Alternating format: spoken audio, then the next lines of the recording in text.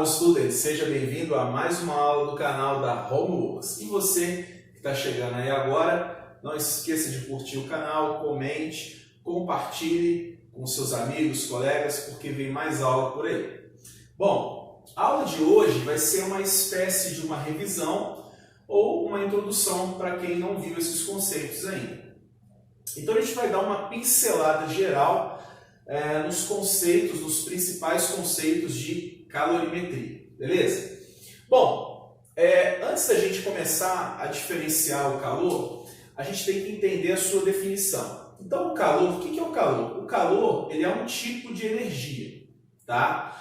Porém, ele não é qualquer tipo de energia. O calor ele é um tipo de energia que essa energia aparece, né, ou ela se transforma, poderíamos dizer assim também, quando temos uma variação de temperatura ou uma mudança de estado físico. Lembrando que nós temos 3 estados físicos que a gente estuda no ensino médio fundamental, que é o sólido, líquido e gasoso.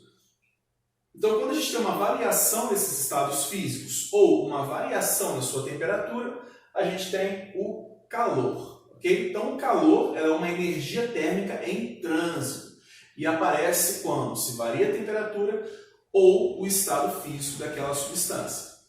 Bom, então a gente começa com o calor sensível.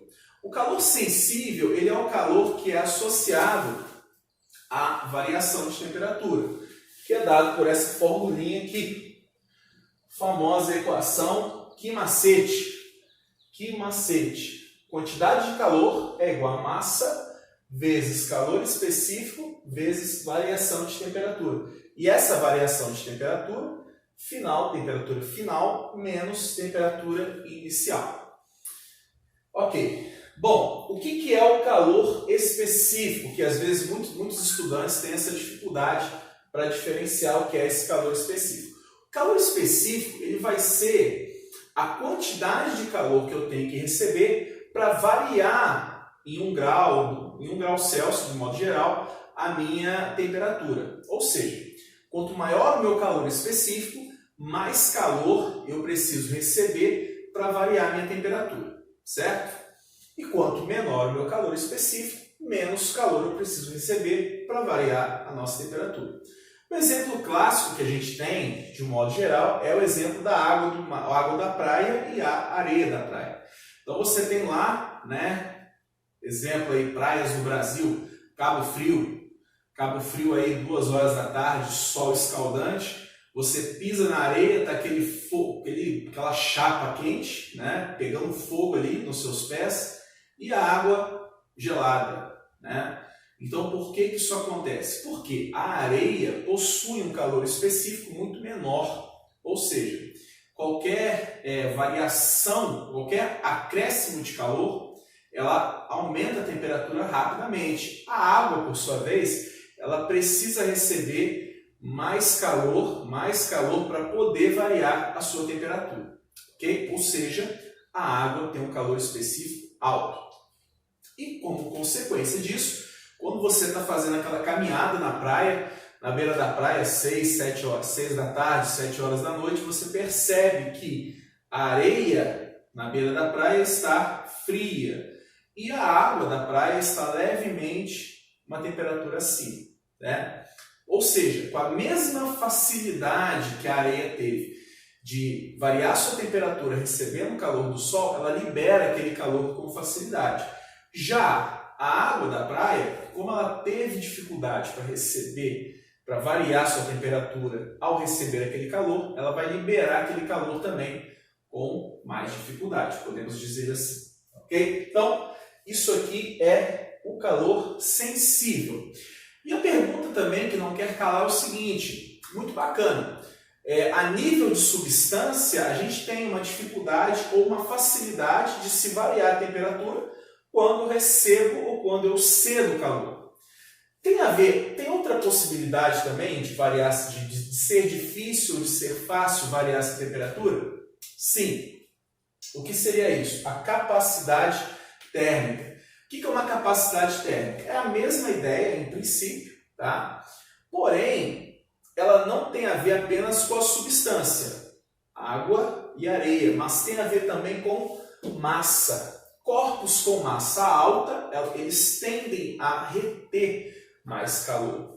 Um exemplo que a gente pode ter disso é a ideia das cidades grandes. As cidades grandes têm mais prédios, são enormes blocos de concreto que tem o quê? Uma massa muito maior do que uma casa. Ou seja, então se eu tenho uma concentração de massa maior, eu vou ter o quê? Uma capacidade térmica maior, ok? E consequentemente eu vou ter uma retenção de calor maior, tá? Então esse é um exemplo. Se a gente pegar essa formulinha e substituir aqui, ó, a gente tem que Qzão, Q maiúsculo, é igual a Czão vezes ΔT, certo? Se eu passar esse ΔT dividindo, eu vou ter que capacidade térmica vai ser calor sobre variação de tempo, variação de temperatura, perdão. Então nós temos duas equações sobre capacidade térmica. A primeira equação, ela fala o que a gente acabou de falar.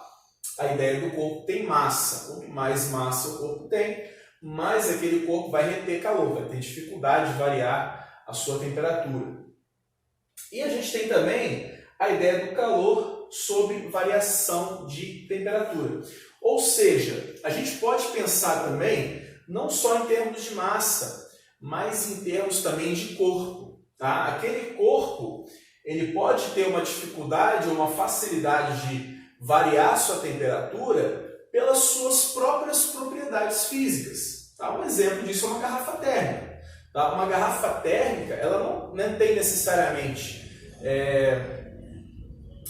necessariamente uma massa muito alta, porém ela vai ter uma variação baixa de temperatura dentro dela. Tá? Então isso tem a ver com as propriedades físicas daquele corpo, tá? E não necessariamente apenas com o calor específico também. Tem a ver também, mas não apenas. Tá? Então tem a ver com outros formatos do corpo, esse tipo de coisa que vai interferir também na forma como aquele corpo vai perder ou receber calor. Então, capacidade térmica é isso aqui. Beleza. E temos aqui também o calor latente.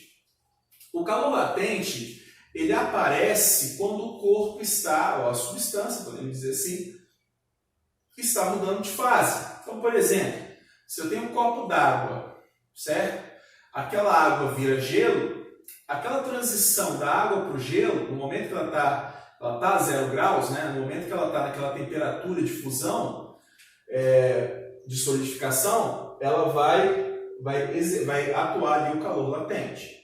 Ou e vice-versa, certo? Então, o calor latente é dado por essa fórmula, conhecida fórmula quimolesa, tá? Q maiúsculo é igual a massa vezes o calor latente. Beleza. Bom, esse Lzão aqui, alguns chamam de calor específico latente. Esse Czinho, às vezes, é chamado de calor específico sensível.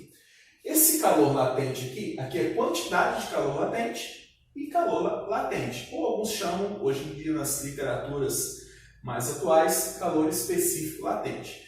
Ele vai me dizer a dificuldade que eu tenho, assim por assim explicar, de a minha substância, ou o corpo, no caso, de um modo geral, a gente fala sobre substância, mudar de fase. Tá? Então, um exemplo. O L, o clássico, né? O meu calor latente de fusão do gelo aqui, ele é 80 calorias por grama, tá ok? Então esse é o meu calor latente de fusão do gelo. E eu tenho aqui o meu calor latente de vaporização da água, que é aproximadamente aí 540 calorias por grama. Então, se a gente comparar esses valores, o meu calor latente de vaporização, você vê, a substância, de um modo geral, é a mesma, né, em princípio, H2O. Só que a gente tem um H2O aqui de gelo, que vai virar água, e de água, que vai virar vapor. Só que para eu transformar água em vapor, eu preciso adicionar 540 calorias para cada grama de água para eu evaporar aquela água. Aqui, no gelo, eu vou ter que adicionar 80 calorias para cada grama de gelo para aquele gelo derreter. Ou seja, o calor latente de vaporização é maior. Então, ou seja, quanto maior, mais difícil de mudar de fase. Preciso de mais calor. Beleza. E aqui a gente tem o quê? Aqui a gente tem um exemplo de um diagrama, né, de calor, certo? Como é que funciona isso? É muito simples. Quando você se depara com esse tipo de diagrama, ou esse gráfico, por assim dizer, a gente tem que entender o seguinte, ó. Calor sensível, calor latente. Calor sensível, calor latente, calor sensível. Por quê? Bom, a reta inclinadinha vai ser um calor sensível. Por quê? Repara comigo, ó, eu estou variando temperatura. A temperatura está sendo variada. Se a temperatura varia, calor sensível. Quando a minha linha está horizontal, a minha reta está horizontal, eu não tenho variação de temperatura. Ou seja, o meu camarada aqui vai ser calor latente. Tá? Então, sempre assim, calor sensível, calor latente, calor sensível, calor latente. Então, por exemplo, vamos supor que eu tenho gelo aqui a menos 20 graus Celsius. Esses dados geralmente são fornecidos no exercício. Então, se eu tenho gelo aqui a menos 20, o que está acontecendo se eu caminhar para a direita aqui no meu calor? Ó, eu estou adicionando calor, né, meu calor está sendo positivo, e aí minha temperatura está aumentando, chegou aqui, ó, pum, chegou aqui a 0 graus Celsius. Quando eu chego em 0 graus Celsius, o 0 graus Celsius eu posso ter tanto gelo quanto água. Só que nesse caso vai ser gelo, porque eu comecei com gelo. Então, quando eu chego aqui, eu tenho gelo a 0 graus Celsius, né? Considerando que aqui seja a origem. Bom, se eu continuar acrescentando calor, vou chegar aqui na metade. Quando eu chego nessa metade, eu tenho metade gelo e metade água. Se eu continuar acrescentando calor, até aqui, por exemplo, eu derreti todo o meu gelo. E repara que nessa linha aqui eu não vario a temperatura. Por quê? Porque eu tenho que derreter todo o meu gelo primeiro. Enquanto eu não derreter todo o meu gelo, eu não vou conseguir aumentar a temperatura. Tá? Você pode pensar da seguinte forma. Se eu tento aumentar a temperatura da água, logo o meu gelo rouba aquele calor, certo? E usa para derreter. Tá? Então funciona assim. Enquanto o corpo não varia... Enquanto ele não muda de fase totalmente, quando ele está mudando de fase, ele não varia a temperatura. Tá? E por aí vai. Depois que ele derrete, ele virou água aqui. Ele começa a receber calor e aumentar a temperatura dessa água. Quando ele chega aqui, nesse caso seria 100 graus Celsius, ele vai começar o quê? Mudar de fase. Ele vai receber calor e aquele calor que está recebendo vai o quê? Servir para mudança de fase. E assim sucessivamente. Não tem mistério. Esse gráfico aí é muito tranquilinho. E para finalizar, a gente vai falar um pouquinho sobre trocas de calor, certo? Bom, a gente tem que imaginar o seguinte cenário para falar sobre trocas de calor. A gente tem dois corpos, corpo A e corpo B. Suponha que a temperatura de A seja maior que a temperatura de B. Se isso é verdade, e supondo que esses corpos estejam isolados, né? Termicamente isolados, eles não têm interferência do ambiente em sua troca de calor, o ambiente não está nem roubando, nem fornecendo calor para esse sistema aqui, a gente vai considerar que a temperatura de A é maior que a temperatura de B. Existe um princípio que diz o seguinte, o princípio termodinâmico que diz o seguinte, que o calor sempre flui espontaneamente do corpo de maior temperatura para o corpo de menor temperatura. Né? Ou seja, o meu A, o calor vai fluir espontaneamente de A para B, se o A for uma temperatura maior do que B. Tá? Ou seja, a gente pode pensar no princípio da conservação de energia. A soma da energia de A mais B dentro desse sistema tem que ser zero. Por quê? Porque A é igual a menos que B. O que significa isso? O calor positivo, quando eu tenho calor positivo, eu estou ganhando calor.